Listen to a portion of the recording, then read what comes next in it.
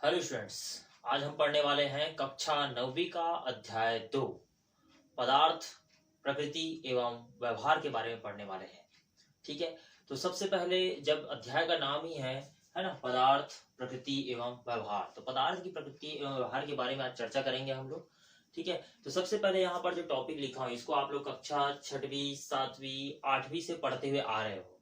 ठीक है, ये उसी अध्याय का अगर कहा जाए तो ये पुनर्अभ्यास ही होगा। ठीक है, क्योंकि आप लोगों ने इसे कक्षा 6वीं में पढ़ा है, 7वीं में पढ़ा है, 8वीं में पढ़ा है, अब 9वीं में पढ़ने वाले हो। ठीक है, लेकिन 9वीं में थोड़ा सा विस्तार रूप है। ठीक है, कक्षा जब छोटे थे या छोटे क्लासों में थे तो उसको आप लोग है ना इजिली पढ़ते थे इसकी परिभाषाओं को। अभी क्या है, आप लोगों को थोड़ा सा है ना लेंदी जो बोलना चाहिए परिभाषा आपको देखने को मिलेगा, सुनने को मिलेगा और समझने को भी मिलेगा। उसका जो पुराना परिभाषा है उसको ही बताऊंगा और साथ ही साथ जो नया परिभाषा है उसको ही मैं आप लोग को बताते हुए चलूंगा। चलिए, तो सबसे पहले बात करते हैं पदार्थ, है ना, क्योंकि अध्याय का नाम ही है पदार्थ, तो पदार्थ पहला टॉपिक है। दूसरा ठोस, तीसरा द्रव, उसके बाद गैस, उसके बाद तत्व, यौगिक और मिश्रण के बारे में बात करेंगे। उसके बाद इसमें जो अगला टॉपिक रहेगा वो रहेगा विलयन का, और विलयन इत्यादि के बारे में बताते हुए मैं आप लोगों को वास्तविक विलयन, कोलाइडल विलयन और निलंबन को बताऊंगा और साथ ही साथ उनके गुणों को चर्चा करते हुए बात करूंगा और अध्याय जो होगा वो क्या हो जाएगा, खत्म हो जाएगा। ठीक, तो चलिए सबसे पहले बात करते हैं इसमें पदार्थ। पदार्थ इस टॉपिक का अध्याय का नाम ही है पदार्थ, तो पदार्थ जो है वो क्या होता है। पदार्थ को हम लोग द्रव्य भी कहते हैं, बिल्कुल याद रखिएगा, है ना। पदार्थ को हम और किस नाम से जानते हैं, द्रव्य नाम से जानते हैं। मैं द्रव नहीं बोल रहा हूँ, क्या बोल रहा हूँ, द्रव्य बोल रहा हूँ। ठीक है, तो पदार्थ को द्रव्य के नाम से जाना जाता है, इसको भी बिल्कुल याद रखिएगा। तो हम कह सकते हैं पदार्थ किसे कहते हैं। पहला परिभाषा आपके सामने वही आया कि पदार्थ किसे कहते हैं। तो पदार्थ किसे कहते हैं या द्रव्य किसे कहते हैं। ठीक है, तो किसी भी वस्तु में अपना एक क्या होता है, द्रव्यमान होता है, अपना एक क्या होता है, भार होता है। ठीक है, अगर उसे किसी स्थान पर रख देते हैं तो वो क्या कर लेता है, जगह घेर लेता है कुछ, क्योंकि उसका एक क्या होता है, आयतन होता है। ठीक है, जिसका ज्ञान हम लोग ज्ञानेंद्रिय द्वारा लगा लेते हैं और बता देते हैं कि हाँ वह क्या है, एक पदार्थ है। ठीक है, परिभाषा पुनः दोहरा रहा हूं मैं, ठीक है, बिल्कुल याद रखिएगा। ठीक, तो सबसे पहले मैंने कहा कि पदार्थ किसे कहते हैं, द्रव्य किसे कहते हैं, तो बिल्कुल हम क्या बोलेंगे कि जिसका अपना एक क्या होता है, भार होता है, जिसका अपना एक क्या होता है, आयतन होता है। अगर उसे किसी स्थान पर अगर हम लोग रख देते हैं तो क्या होता है, वह जगह क्या कर लेता है, घेर लेता है ना, जिसे हम क्या कहते हैं, पदार्थ कहते हैं, जिसका ज्ञान हम लोग ज्ञानेंद्रिय द्वारा क्या कर लेते हैं, लगा लेते हैं। उदाहरणतः बात करते हैं, हमारे पास यहाँ पर है एक डस्टर है। ठीक है, अब ये डस्टर है हमारे सामने रखा हुआ है, तो बिल्कुल हम बोल सकते हैं कि ये क्या है, पदार्थ है। ठीक है, क्योंकि इसका अपना एक क्या है, भार है, इसका अपना एक क्या है, आयतन है। ठीक है, अगर इसे किसी स्थान पर रखेंगे तो क्या कर लेगा, ये जगह घेर लेगा। ठीक है, तो हम सीधा सीधा कह सकते हैं, इसका ज्ञान हम लोग अपने ज्ञानेंद्रिय द्वारा लगा लिए, लगाने के बाद हमने कहा कि एक डस्टर है, अर्थात ये क्या है, एक प्रकार का पदार्थ है। तो सीधा से परिभाषा निकल गया, वापस दोहरा देता हूं, भूलना नहीं। ठीक है, तो जिसका अपना एक क्या होता है, भार होता है, जिसका अपना एक क्या होता है, आयतन होता है, अगर इसे किसी स्थान पर रख देते हैं तो ये क्या कर लेता है, जगह घेर लेता है। ठीक है, जिसका ज्ञान हम लोग अपने ज्ञानेंद्रिय द्वारा लगा लेते हैं तो इसे हम क्या कहते हैं, पदार्थ कहते हैं, मेटर कहते हैं, द्रव्य कहते हैं। ठीक है, अगर हम बात करते हैं तो हमारे सामने ऐसे बहुत सारे पदार्थ, उदाहरण के लिए बात कर सकते हैं, आपका पुस्तक, आपका कॉपी, आपका पेन, आपका किताब। ठीक है, जितना भी है, टेबल, कुर्सी, पंखा, टीवी, फ्रिज, जितना भी है सब किसमें आ जाता है, पदार्थ में, क्योंकि उसका भी अपना एक भार है। अगर उसे किसी स्थान पर रखेंगे क्या कर लेगा, वह जगह घेर लेगा। ठीक है, उसका भी अपना एक आयतन है। तो जिसका ज्ञान हम लोग क्या कर लेते हैं, ज्ञान द्वारा लगा लेते हैं और बताते देखिए क्या है, एक प्रकार का पदार्थ है। उस पदार्थ में अर्थात हमने बात किया डस्टर। ठीक, तो बिल्कुल पदार्थ का परिभाषा क्लियर हो गया होगा। चलिए आगे बढ़ते हैं, इसमें हम लोग सबसे पहला नंबर अगर इसे बात करते हैं तो ये द्रव्य का वर्गीकरण है। अगर द्रव्य को दो भागों में वर्गीकृत किया गया है, पहला है आप लोग का भौतिक गुणधर्म के आधार पर। तो भौतिक गुणधर्म के आधार पर अगर हम पहला नंबर बात करते हैं, ठीक है, किसके आधार पर बता रहा हूं बेटा मैं, भौतिक गुणधर्म। ठीक है, भौतिक गुणधर्म के आधार पर। ठीक है, और दूसरा है रासायनिक गुणधर्म के आधार पर।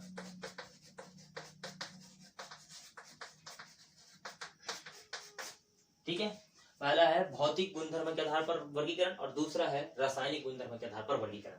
तो भौतिक गुणधर्म के आधार पर वर्गीकरण में अगर हम बात करते हैं तो पहला नंबर है इसमें ठोस, दूसरा है द्रव और तीसरा है गैस। तो ठोस किसे कहते हैं, सबसे पहले परिभाषा तो यही आ गया, ठोस किसे कहते हैं। कक्षा 6वीं में पढ़ लिया आप लोगों ने, 7वीं में पढ़ा है, 8वीं में पढ़ा है, 9वीं में पढ़ रहे हो, ठोस किसे कहते हैं। तो ठोस क्या है या किसे कहते हैं। तो सबसे पहले अगर हम बात करते हैं इसमें, तो हमने कहा इसे भौतिक गुणधर्म है। तो ठोस के रूप में अगर बात करते हैं तो ठोस किसे कहते हैं, तो हमने पढ़ा था कि वे पदार्थ जिनके कण बहुत पास पास होते हैं, जिन्हें आसानी से तोड़ा नहीं जा सकता, उसे हम क्या कहते हैं, ठोस कहते हैं। ठीक है, जैसे एग्जांपल के थ्रू समझते हैं, डायग्राम के माध्यम से समझते हैं।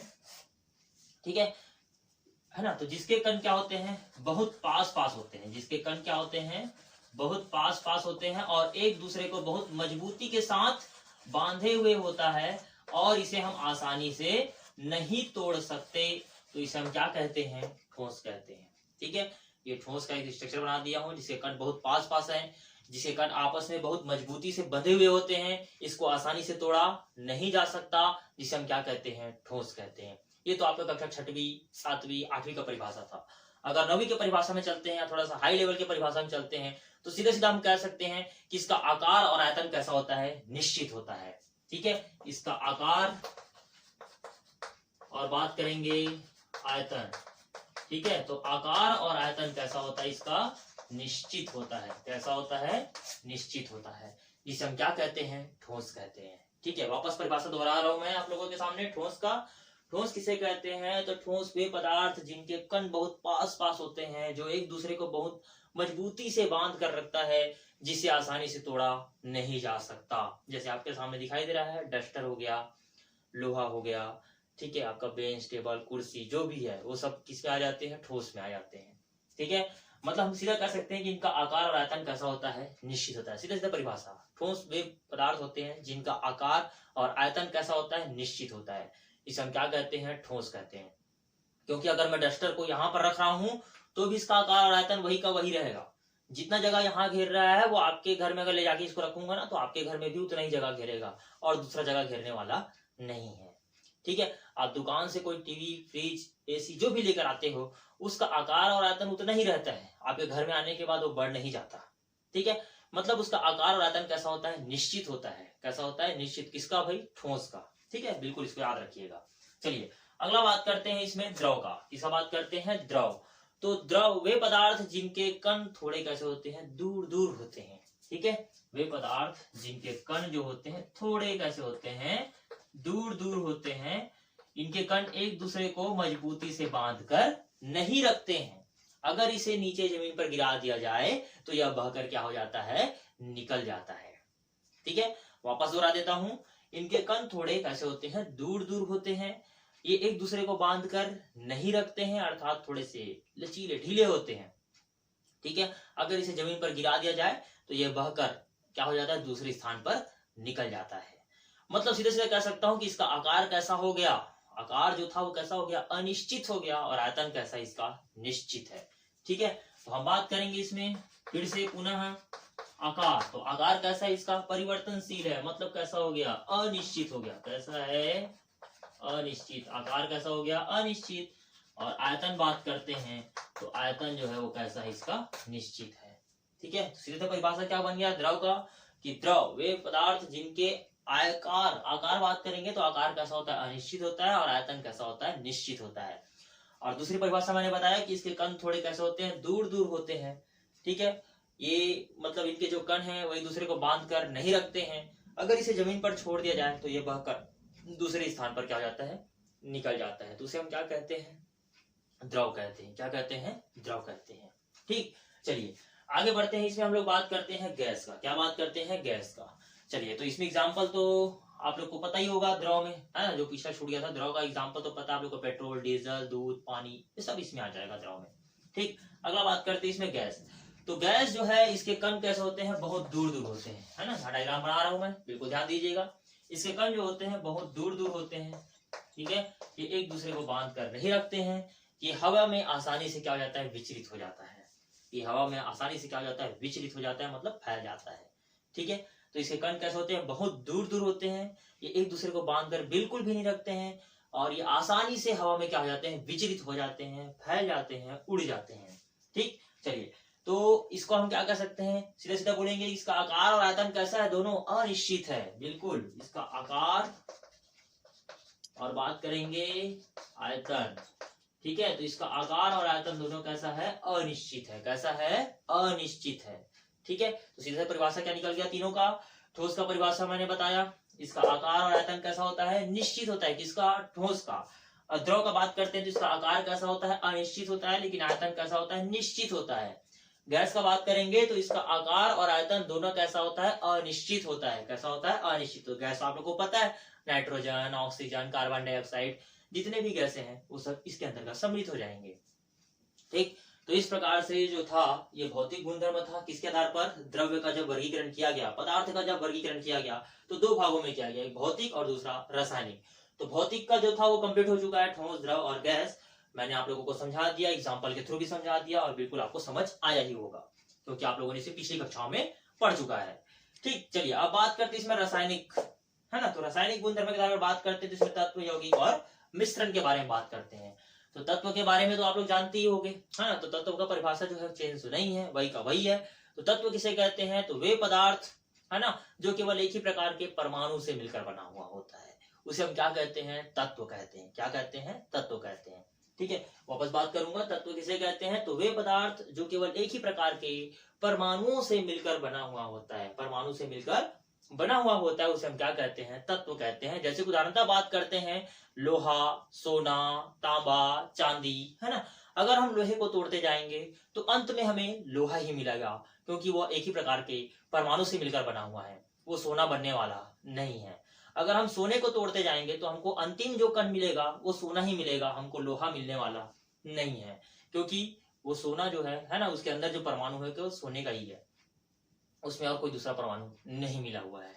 ठीक, चलिए, तो तत्व का परिभाषा आपको क्लियर हो गया होगा। तो वे पदार्थ जिनके, है ना, जो पदार्थ जो है वो केवल एक ही प्रकार के परमाणु से मिलकर बना हुआ होता है, उसे हम क्या कहते हैं, तत्व कहते हैं।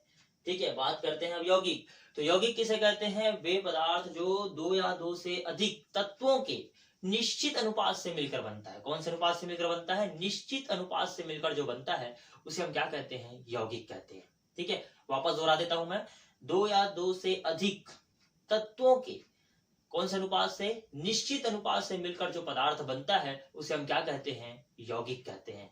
उदाहरण के लिए बात करते हैं, इसमें जल हो गया, जो आप लोग पानी पीते हैं। अगर मैं बात करूंगा इसमें और, है ना, कार्बन डाइऑक्साइड बात करूंगा, फिर सल्फेट बात करूंगा, तो जितने भी यहाँ पर हैं वो सभी किसमें आ जाते हैं, यौगिक में आ जाते हैं। किसमें आ जाते हैं, यौगिक में आ जाते हैं। ठीक, चलिए आगे बात करते हैं मिश्रण।